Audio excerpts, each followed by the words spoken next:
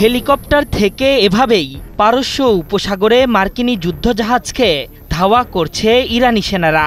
সাহসী এই পদক্ষেপে আমেরিকাকে বড় বার্তাই দিল ইসলামী প্রজাতন্ত্রটি। ডোনাল্ড ট্রাম্পের আর কোনো উস্কানি বরদাস্ত করবে না আয়াতুল্লাহ খামেনির দেশ। জল কিংবা স্থলপথে প্রতিরোধ গড়ে তাদের শক্ত হাতে দমন করবে ইরান।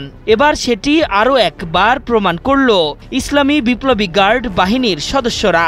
বুধবার পারস্য উপসাগরে মার্কিনী বিধ্বংসী ইউএসএস ফিটজেরাল্ড যুদ্ধজাহাজকে হুঙ্কার দিয়ে গতিপথ পরিবর্তন করতে বাধ্য করেছে খামেনির সেনারা। তাদের এই পদক্ষেপে রীতিমতো নড়েচড়ে বসেছে মার্কিন প্রশাসন। ইরানি সংবাদ মাধ্যমের বরাতে বার্তা সংস্থা রয়টার্স জানিয়েছে, স্থানীয় সময় বুধবার ওয়ালটন টেলিভিশন মাত্র 25,490 টাকায় পাচ্ছেন গুগল টিভি। সকাল 10টার দিকে পারস্য উপসাগর ধরে ইরানি জলসীমার দিকে অগ্রসর হচ্ছিল যুক্তরাষ্ট্রের বিধ্বংসীকারী ইউএসএস ফিটজেরাল্ড যুদ্ধজাহাজ।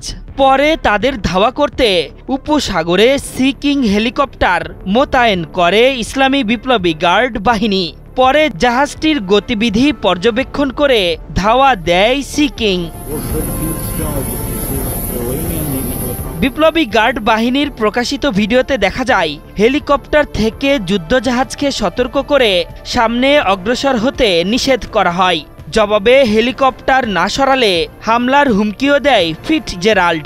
এই হুমকির তোয়াক্কা না করেই পারস্য উপসাগরে মার্কিনী বাহিনীর নৌযানের গতিপথ বদলাতে বাধ্য করে বিপ্লবী গার্ড বাহিনী।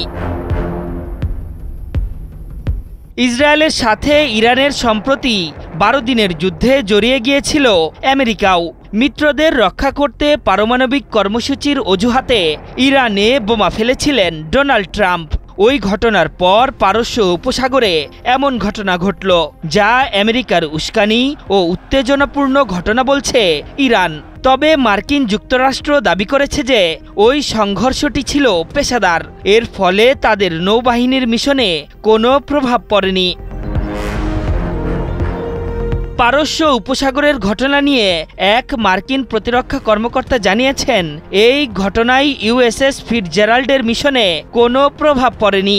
পাশাপাশি ইসলামী বিপ্লবী গার্ড বাহিনীর দাবিকে মিথ্যা বলেও অভিহিত করা হয়েছে।